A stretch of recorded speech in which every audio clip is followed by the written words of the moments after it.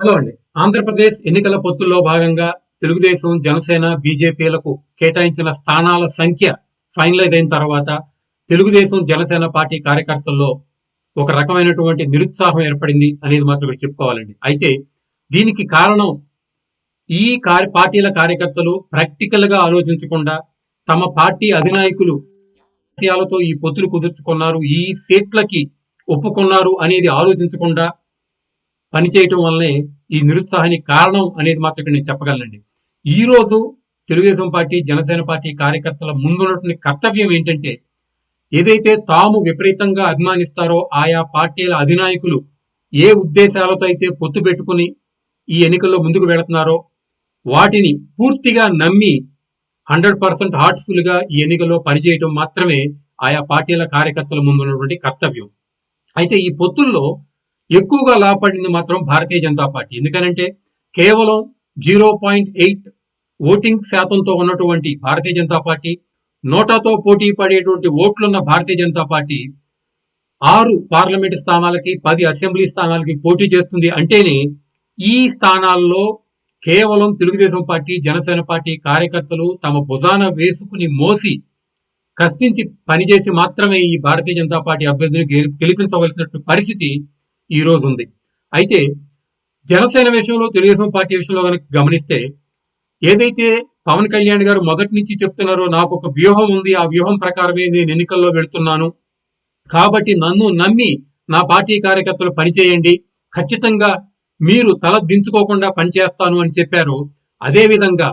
Telugu Desam party, Janasena కలిసి ఉన్నప్పుడు 23 స్థానాలకు ఎమ్మెల్యే స్థానాలు వచ్చినాయి కానీ, ఇప్పుడు దాని 21 స్థానాలు కుదించుకున్నా కానీ పవన్ కళ్యాణ్ గారు తీసుకున్న స్థానాలను కనుక మీరు గమనిస్తే కేవలం అవి కృష్ణా జిల్లా, ఉభయ గోదావరి జిల్లాలు, ఉత్తరాంధ్రలో మాత్రమే ఉన్నాయి. అంటే పవన్ కళ్యాణ్ గారు చెప్పే స్ట్రైకింగ్ రేటు 80 to 90% ఉండాలన్నారో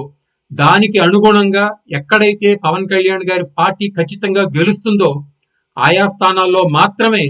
అభ్యర్థులను నిలబెట్టారు అనేది ఇక్కడ జనసేన పార్టీ కార్యకర్తలు గమనించవలసిన విషయం. ఒకవేళ నిజంగానే జనసేన పార్టీ కార్యకర్తలు అనుకున్నట్టుగా ఒక 60-70-40 స్థానాల్లో నిలబడాలి అంటే అనంతపూర్ నుంచి శ్రీకాకుళం వరకు నిలబడవలసి వస్తుంది. మరి గత 1.5 years నుంచి పవన్ కళ్యాణ్ గారు కేవలం గోదావరి జిల్లాలు, ఉత్తరాంధ్ర మాత్రమే కాన్సన్ట్రేట్ చేశారు, రాయలసీమ జిల్లాల్లో ఒక్క పర్యటన కూడా చేయలేదు అని గనక కార్యకర్తలు గుర్తు పెట్టుకుంటే ఖచ్చితంగా పవన్ కళ్యాణ్ గారు ఏదైతే స్ట్రాటజికల్ గా 21 స్థానాలే తీసుకుని గెలిచే స్థానాల్లో పోటీ చేస్తున్నారు అంటే ఇది ఆయా పార్టీ కార్యకర్తలు ఖచ్చితంగా ఆ నాయకుల్ని విశ్వసించవలసిన అవసరం ఉంది అనేది ఇక్కడ చెప్పాలనుకుంటున్నాను. ఇక తెలుగుదేశం పార్టీ వ్యవహారం కనుక గమనిస్తే, ఉండటానికి 140 స్థానాలు అసెంబ్లీ స్థానాలు, 17 పార్లమెంట్ స్థానాలు అయినా కానీ, అంటే సంఖ్యాపరంగా చాలా ఎక్కువ స్థానాలు ఉన్నా కానీ గెలవడానికి 100% అవకాశాలు ఉన్న ఉభయ గోదావరి జిల్లాలు, ఉత్తర ఆంధ్ర జిల్లాల్లో బీజేపీకి, జనసేనకి ఇచ్చి గెలవడానికి కష్టపడవలసిన అవసరం ఉన్నటువంటి జనసేనకి, బీజేపీకి అసలు ఏమాత్రం పొట్టు లేని గుంటూరు జిల్లా, ప్రకాశం జిల్లా, నెల్లూరు జిల్లా, రాయలసీమ జిల్లాల్లో తెలుగుదేశం పార్టీ పోటీ చేస్తూ ఓడిపోవడానికి ఎక్కువ అవకాశాలు ఉన్నటువంటి స్థానాల్లో పోటీ చేసి పార్టీ కార్యకర్తలు అత్యధికంగా శ్రమిస్తేనే గెలిచేటువంటి పరిస్థితుల్లో తెలుగుదేశం పార్టీ, చంద్రబాబు నాయుడు గారు ఈ సీట్ల సర్దుబాటు ఒప్పుకున్నారు అంటే చంద్రబాబు నాయుడు గారు కానీ, పవన్ కళ్యాణ్ గారు కానీ ఎంతో ఉద్దేశంతో, ఎంతో స్ట్రాంగ్ డెసిషన్ తీసుకుని మాత్రమే ఈ సీట్ల సర్దుబాటుకి ఒప్పుకున్నారు అనేది గుర్తుపెట్టుకోవాలండి. అంటే ప్రధానంగా 2 కారణాలు అయితే నాకు కనపడుతున్నాయండి. ఒకటి, ఆయా పార్టీలని ఎన్నికల్లో ముందుకు తీసుకెళ్లే ప్రయత్నం. రెండవది, ఈ ఎన్నికల్లో గెలిచిన తర్వాత అధికారాన్ని చేపట్టే పార్టీలుగా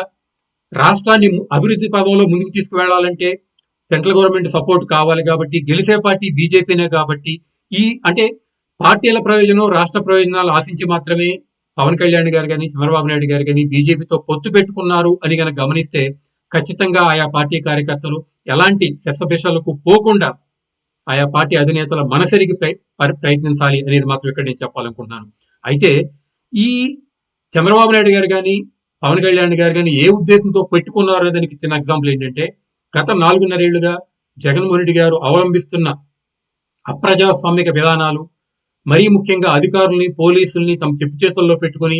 జనసేన టీడీపీ కార్యకర్తల్ని అణిచివేయటం, నాయకుల్ని అణగదొక్కటం, మాట్లాడితే కేసులు పెట్టడం, వాళ్ళ మీదకి వాళ్ళ పార్టీ కార్యాలయం మీద దాడి చేయడం, ఇవన్నీ గమనించిన తర్వాత కేంద్ర ప్రభుత్వం అండ లేకపోతే గనక, ఎన్నికలు నిష్పక్షపాతంగా జరగకపోతే, వన్ సైడ్ గా జరిగితే గనక, ఇదే అధికారాలు ఇదే పోలీసులు వాడుకుని జగన్మోహన్ రెడ్డి గారు ఎన్నికల్ని వన్ సైడ్ గా జరిపించుకుని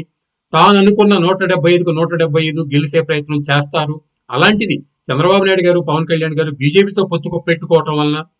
ఎన్నికల నోటిఫికేషన్ వచ్చిన తర్వాత గనక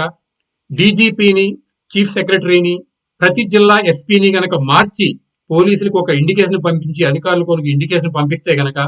రాష్ట్రంలో ఎన్నికలు నిష్పక్షపాతంగా జరిగి తెలుగుదేశం, జనసేన, బీజేపీ కూటమి ఖచ్చితంగా 140 స్థానాల్లో విజయం దుందుబి మోగించి అధికారాన్ని చేపట్టడానికి అవకాశం ఉంటుంది. కాబట్టే చంద్రబాబు నాయుడు గారు, పవన్ కళ్యాణ్ గారు ఈ పొత్తుకు ఒప్పుకొని బీజేపీకి